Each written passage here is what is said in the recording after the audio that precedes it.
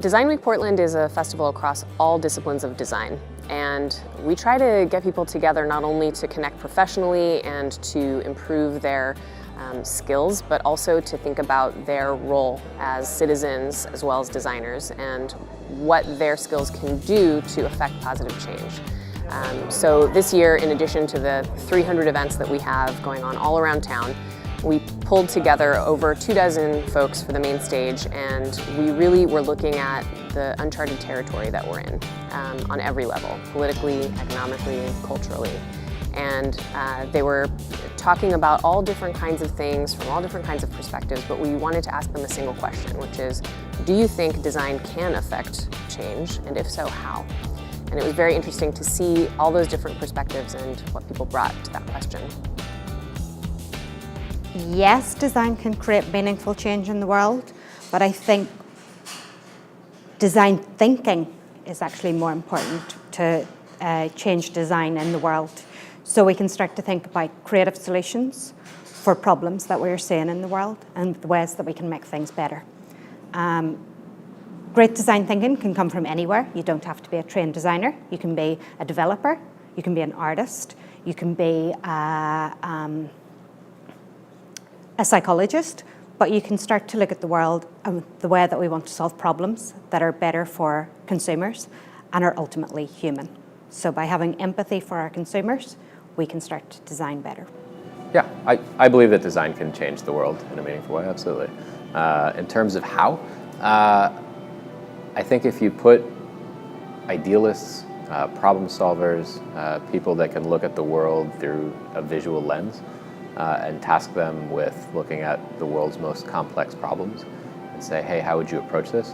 You might not get the perfect answer, but you might get a framing of that answer that actually helps solve it in a way that wasn't imagined before. Why is that important? I think it's important because we're very partisan these days, and that partisanship can be from a political standpoint, but I also think that it can be from just an industry or kind of a siloed standpoint. So I think very, very often we seek people who have looked at the same problems over and over again as experts to solve those problems. And I think when you apply designers and technologists and say, hey, let's look at this through a different lens, there's really not much that we can't achieve. So I'm all for it.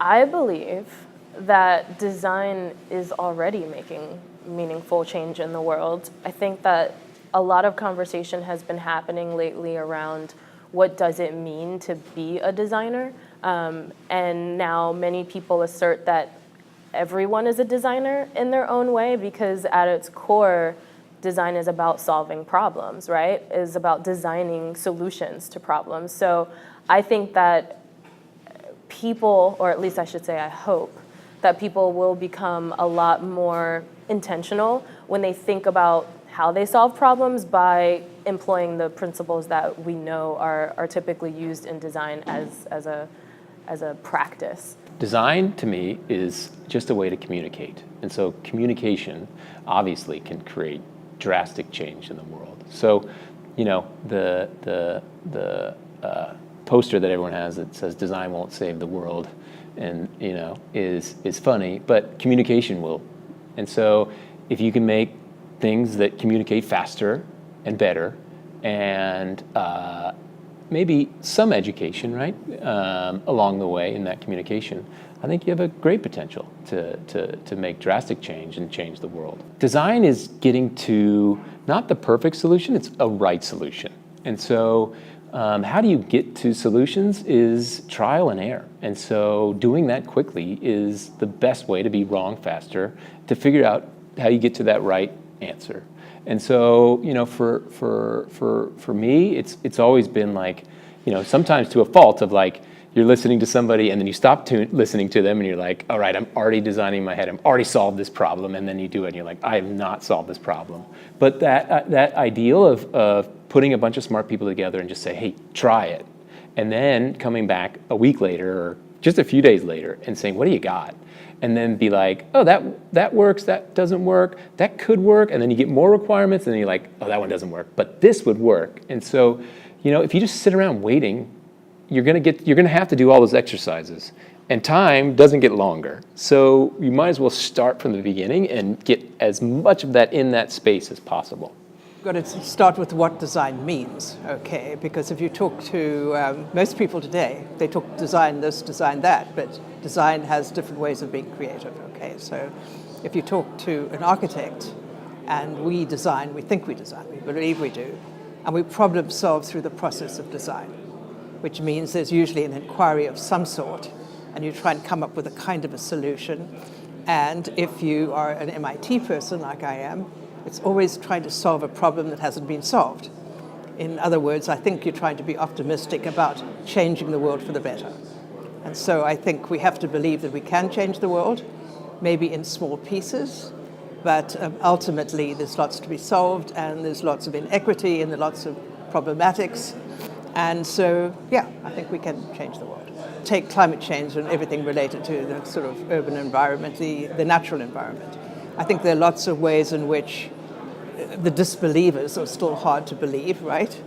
And so partly through education and through making films and by designing projects, by taking on issues and explaining how they can be solved, I think you can make an impact. So the question is impact. You can't do everything, but you've at least got to introduce a dialogue. Design can create meaningful change in the world, positive change. I feel like design, in a way, is systems thinking. This is about thinking about systems. I think people, on occasion, have a pretty limited view of design and design's role. So I think one answer to that is like a wordplay. What is design really? So if you think about design as systems thinking, or something that you engage with, trying to understand how it works, and then what you could do to change, I think that's one way. I also think design will only create meaningful change if it's interdisciplinary. And so if it engages multiple disciplines of design, so design is such a large field, it encompasses architects all the way down to, or up and around web and physical and print and all that type of stuff. So it's a very large field. I see where it fails is when it's self-serving, and I feel like the way to break being self-serving is by engaging with people you don't understand and disciplines you don't understand. So design is going to change the world in a meaningful way only if people continue and consistently engage with people they don't understand, disciplines they don't understand. Design can help us solve problems efficiently. In what way?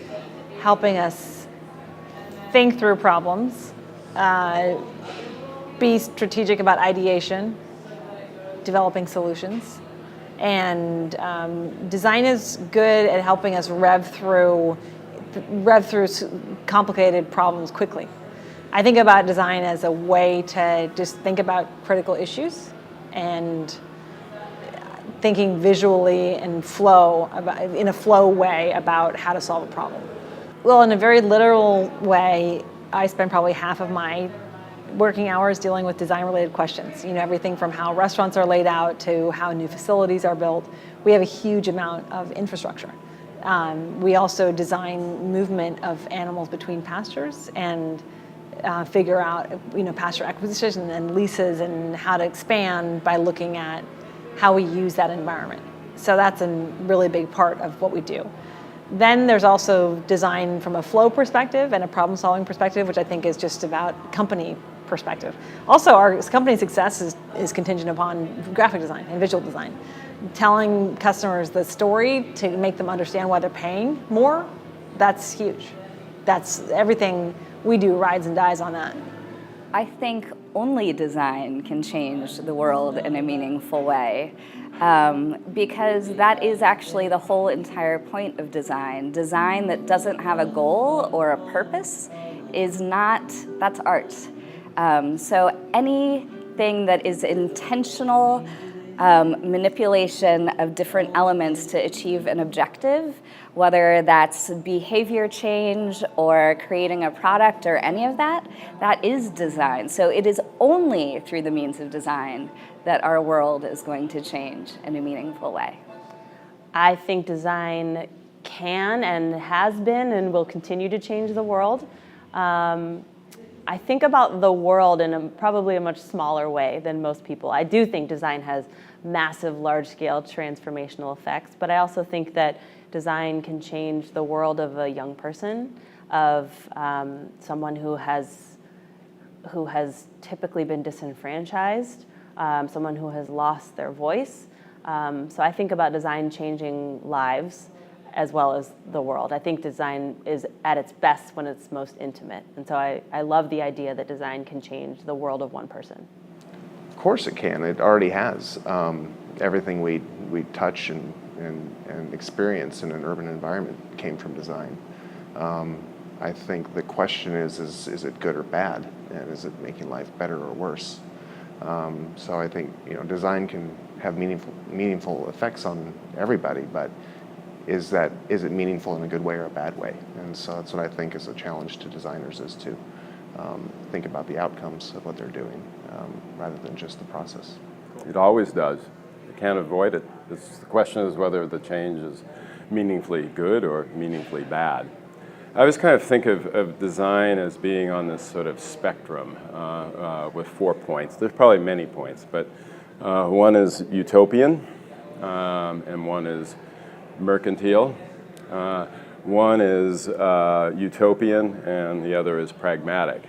And it's always trying to find a kind of balance between those things that I think any designer is looking for. And the best projects, the best visions have sort of, in a sense, equal parts of that, or at least somewhere in the middle of that spectrum. It's always when we get too utopian that things kind of fall flat, and often monumental mistakes are made. When we're too mercantile, we see apartments built to every available cubic inch, like we're seeing in Portland right now. I think that in the middle of all of these things, there's just tremendous opportunity. But it's very easy to allow one's ego to imagine vision can supplant pragmatism, and that that the utopian can somehow be made. You have to build a parade, and that's one thing I think a lot of designers forget that has to be made.